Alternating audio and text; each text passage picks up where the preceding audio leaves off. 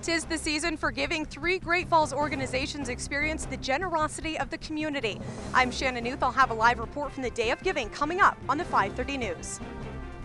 Thanks for watching KRTV. We'll be checking in with Shannon at the Day of Giving again in just a moment. First, a man suspected in a 1996 murder in Washington State has been arrested in Montana. The 59-year-old Victor man was taken into custody at his home on the far west end of Montana. Clifford Reed is being held on $5 million bail in the murder of 28-year-old Sandy Johnson. The two were reportedly co-workers at the time of her disappearance in April of 1996. He was identified fairly early on as a suspect in 1996. Her car was found close to his residence. Her wallet was found at another location in South Seattle. Reed was arrested in 1997, but no charges were filed at the time. Johnson's body was not found until 2004, and we'll have much more on this developing story tonight at 10.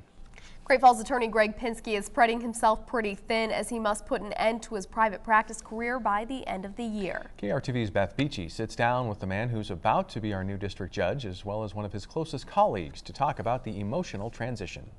This is who Greg is. Back in 2010, Greg Pinsky represented a Korean foreign exchange student after a skiing accident left him paralyzed. Now, a letter from the student's mother thanking him for helping her son receive treatment hangs in his office. And it's this letter that affirms the person Dennis Connor's known for years. I've known Greg ever since he was in kindergarten. And this fine young man always wanted to be a judge. Connor's daughter was in Pinsky's class, and he was even a groomsman in her wedding. For years, Connor's watched his partner grow, and now he'll watch as Pinsky moves out of his law office down the street. He's been my mentor in the practice of law, and personally, like a second father to me. And so we're not only law partners, but we're very good friends. And so leaving this practice is the most difficult part of winning the election. Pinsky's making sure matters and clients are taken care of before he takes the bench, all the while sitting in on cases and hearings. And he's starting to see how his variety and experience will serve him well. I think that I bring to the bench a certain amount of empathy, and along with that, I'm able to see both sides of a variety of matters just simply because I've been on both sides of the courtroom before. And as for his partner, he's seen many sides of Pinsky. He's seen a child grow up to be a man, a student grow into a lawyer, and now a friend transition into being a judge. In kindergarten, where other kids were bringing their backpacks to school, he was toting a briefcase. I've been blessed in a way my whole life of knowing exactly what I want to do with my life. And it's a life that's unfolded in front of Connor, who says from the word go, Pinsky was meant to be a judge. Bottom line, this county is very, very lucky. In Great Falls, Beth Beachy, MTN News. Pinsky will replace Judge Tom McKittrick in January. Well, we've had another day of mild, windy weather across north central Montana. Storm Tracker meteorologist Mike Rawlins is keeping a close eye on those winds. Mike, how strong have they been so far? Well, it has been a windy day, winds gusting in some places around 60 to 70 miles per hour. But right now, those winds calming down just briefly here to 22 miles per hour in Great Falls. We've had a gust at the top of the hour up to 33 in Lewistown, 23 down in the capital city at Helena Regional Airport. Windy weather continues overnight, and that's going to play into tomorrow morning's temperatures. We'll look at the numbers coming up. Thanks, Mike. KRTV and Pierce Carpet Mill Outlet have teamed up with 3 Great Falls nonprofits for the 5th annual Day of Giving. Volunteers have been braving the windy conditions all day, including yours truly. And this evening, that's where we find our own Shannon Newth. Shannon, how are things going tonight? Tim and Katie, we're wrapping up the Day of Giving. It's a chance for the community to support the Great Falls Community Food Bank, the Salvation Army, and Toys for Tots. Now, volunteers have been out here collecting monetary items, food donations, as well as toys since about 5 o'clock this morning. Now, we're here in the Pierce Carpet Mill Outlet parking lot, and it's made it simple and easy. You just drive up and donate. Now, as far as the food bank is concerned, we're here with Gail Gifford. And Gail, we're seeing kind of lack of donations so far this year, down a little bit overall, but you have 1,000 families you're expecting to feed so far this year. But it's not just turkeys we're talking about, it's all throughout the year. What are we looking at for donations that are needed? You know, the food bank is something that functions 12 months out of the year, and because the need is still there. Throughout the year, we're looking for a lot of items that we don't typically purchase: tuna fish, cereal, breakfast items, those types of things. A lot of canned goods. Those are the types of donations we need throughout the year. All right, thanks, Gail. And the Salvation Army, another organization that's here, they're gearing up for their Angel Tree Ministry. About 400 children they're expecting to give gifts to, thanks to community support this season. But Major Joe, we're not just talking about children that are in need and that benefit from the Salvation Army. 400 on the Angel Tree, but what about the adults and the other needs in the community? We have a lot of families that are in need this holiday season, and we know that the Great Falls community is going to step forward and help us meet those needs by providing the financial resources so that we can provide the gift cards for the family so they can have a nice Christmas meal this Christmas, and so that they can stay in their homes this Christmas and make sure the utilities are on for them. So we appreciate the community and their support and what they're able to give.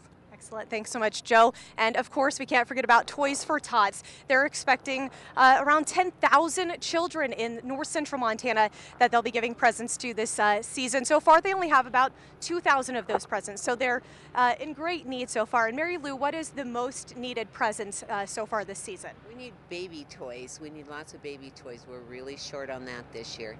We always run out in every area, but we're really low on baby toys right now.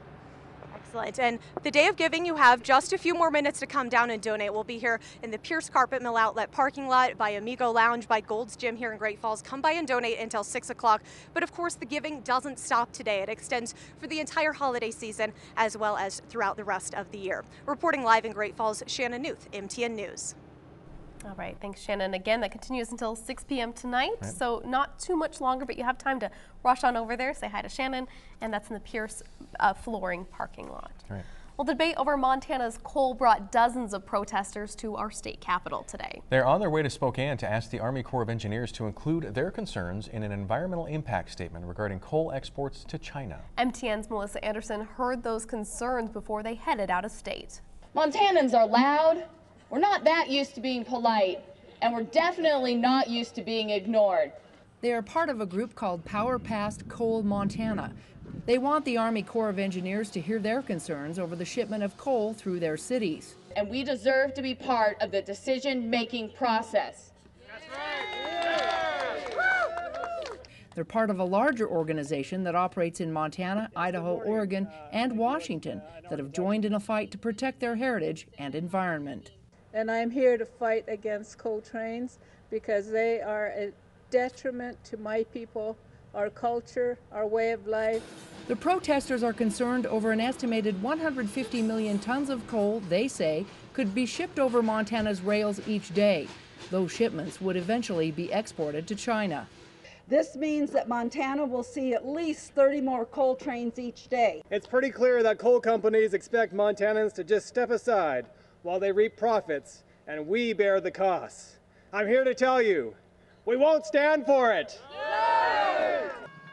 Coal industry supporters say for the first time ever, Montana holds a geographic advantage over other coal-producing states because it's closest to the fastest-growing export market. It improves the entire state, and that's what we want to be able to do, is increase the amount of coal we produce in Montana so that we have thousands of new jobs, billions in new tax revenue, and a revitalized economy. Besides citing health effects, increased noise, and delay in travel, farmers are also concerned over tying up the rail lines.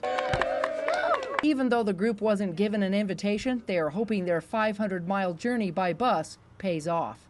In Helena, Melissa Anderson, MTN News. That bus was chartered by Northern Plains Resource Council. It's a Montana Conservation and Family Agriculture group. Vaughn Elementary students have 100 reasons to celebrate this year, and they all come together tonight in a comprehensive school program. All of the students from kindergarten through 8th grade have worked together to put on a Christmas concert that features the school's 100-year history. The Vaughn principal says he expects a full house with both current and former students in attendance. We actually heard one kid today say, "Oh, this is the best Christmas concert we've ever done," and it hadn't even happened yet because they've been involved with decorating the gym, they've been involved with writing the script, putting together PowerPoints, and just being involved all along. The program will feature choir and band performances. It starts at 6:30. It's free to the public. Jardee says he hopes the concert will unite the community as they take a journey through the last century together. So happy birthday to Vaughn. And hopefully they get a good crowd out tonight. Yeah. Mild weather. The weather is not an excuse on a night like this to get out there and enjoy that. Temperatures are going to be mild, I think, through the overnight hours. The wind, yeah, it's going to be a little windy. You need to hold on to the hat if you've got one, or maybe the hair, tie it back or something. Logan Pass had a recorded wind gust of 70 miles per hour today. Norris Hill 61, that's farther to the south. Malta 47-mile-per-hour wind gust, and Great Falls International up to 40 miles per hour. We'll look ahead to more windy weather and some colder air moving in. That's next.